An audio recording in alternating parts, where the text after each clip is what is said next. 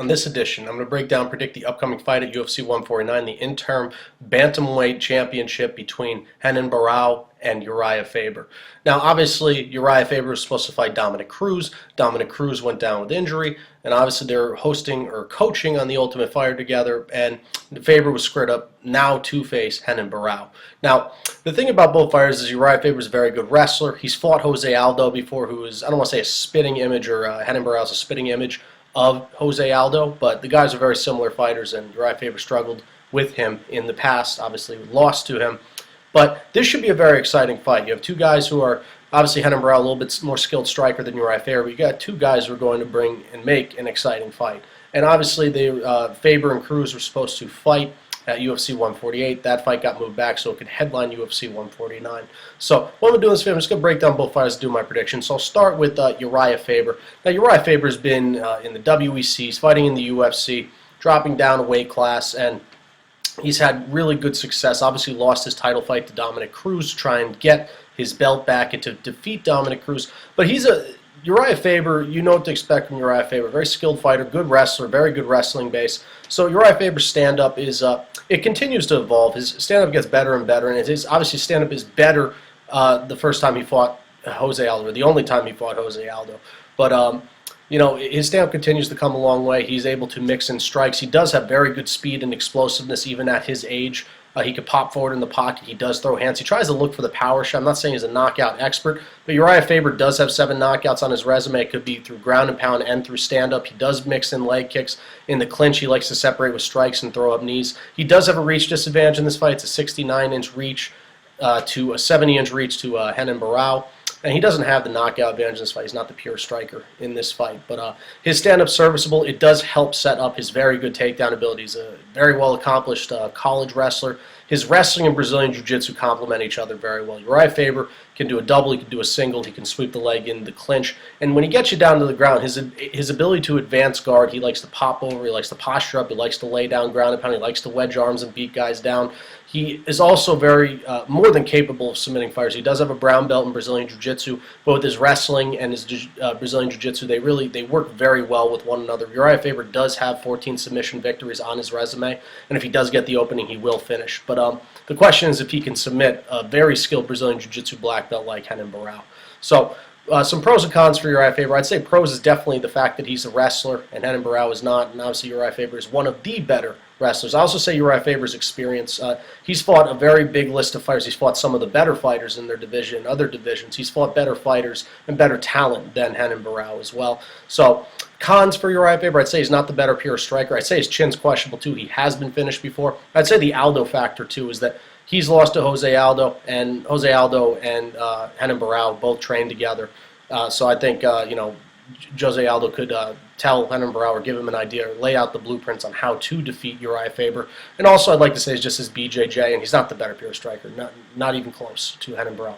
So where I see Urijah Faber being successful in this fight, he's got to turn into a wrestling match. He's got to get Renan Barao down to the ground, even if it means fighting in Renan Barao's very outstanding guard in Brazilian Jiu-Jitsu. But I think he's got to turn into a wrestling match. He's got to get Renan Barao off his feet. He's got to make Renan Barao work, because Renan Barao's never been in a 5-round fight before. He's got to make Renan Barao work, turn it into a wrestling match, try and lock in a submission or win this fight by decision. That's where I see Urijah Faber being successful. So Renan Barao is one of the big up-and-coming names in mixed martial arts. The guy has undeniable talent.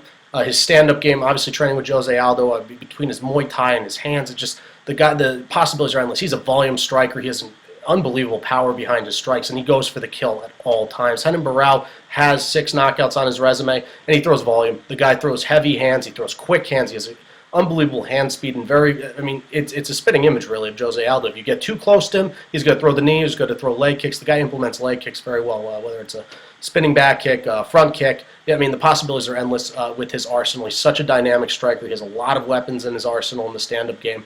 If you get too close, he's going to get you in the clinch. He's going to throw the strikes. He also has very good takedown defense, too. He is not an easy guy to get down to the ground. He's very squirmy. He's a very strong guy. He's the bigger guy in this fight. That will be a big question of how his takedown defense matches Urijah Faber's wrestling ability. But Renan Barao's stand-up is just, it's very pure, it's very crisp. He knows how to finish fights in the stand-up game, and when he rocks people, he goes right in for the kill. He does not sit and wait around. He does have a couple of fights that have gone to decision, but he does know how to finish fights. More of his fights have been finished by finishes itself than gone to decision. In the ground department, he's a black belt in Brazilian Jiu-Jitsu. He has over 13 submission victories on his resume. He can fight well off his back, but a lot of his submissions have come off when he's dazed the guy or he's rocked the guy and he's gone right in. I mean, I think the Pickett fight's a prime example. He rocked Pickett, he immediately hopped right on his back and finished the fight via rear naked choke. He knows how to finish fights on the ground. He's very confident in his Brazilian Jiu-Jitsu, and that's even if the fight gets down to the ground, because he likes to keep it standing. That's his comfort zone, because he has such good stand-up striking, but he's also very comfortable on the ground. But I see him wanting to keep this fight standing in the process. So very skilled black belt in Brazilian Jiu-Jitsu. So pros and cons for Renan Barao. I'd say the pros for him is the better pure striker. He has the longer reach in this fight. He has a 70-inch reach to favor 69. Also, I'd say that he has more knockout power in this fight. He has the better Brazilian Jiu-Jitsu in this fight. I also think the Jose Aldo thing is a big thing as well. Jose Aldo will help Renan Barao with this one, lay out the blueprint on how to defeat Urijah Faber. Cons for Renan Barao is that he hasn't fought a fighter like Urijah Faber. I mean, he's fought Jorgensen, but I mean, Urijah Faber is a big step up in talent, so it will be a big test for Renan Barao. Also, I'd say that he's not a wrestler. That's a big factor. He does have good takedown defense, but Urijah Faber is one of those very good wrestlers out there that can get people down the ground. It's just a matter of how Urijah Faber implements his game plan in this fight. And like I said, this is a big test for him. This is the biggest test for him. And obviously, he's never fought 5 rounds before. So if this does get into the later rounds, we don't really know what Renan Barao's cardio is like in the rounds 4 and 5, the championship rounds. So we'll see what happens. Where I see Renan Barao being successful in this fight, he could outpoint Faber and take it to decision, but I think his best bet, not let Faber turn to wrestling match, keep the fight staying, and try and finish this fight either by submission or knockout. But I don't see him submitting Urijah Faber. I see him keeping this fight standing. If he is to defeat Urijah Faber, it is a TKO or knockout. He's got to let the hands fly, and if he does rock Faber, he's got to go right after it. He cannot just wait around for it. You do not want to get into a 5-round fight with Urijah Faber if he does want to turn to a wrestling match. So where my prediction lies in this fight, and you know what, I mean, I've been so set on Urijah Faber. I think his wrestling advantage is a big factor, but you go back and you look at Renan Barao and just his takedown ability, his ability to throw strikes. I went back and watched Jose Aldo versus Urijah Faber, and it's a question if Urijah Faber is going to turn this into a wrestling match or not. He did not do that against Jose Aldo. Jose Aldo is obviously difficult to take down, and obviously Renan Barao is not Jose Aldo. They're very similar fighters, but different talent level in my honest opinion, but there's no denying Renan Barao's talent level. But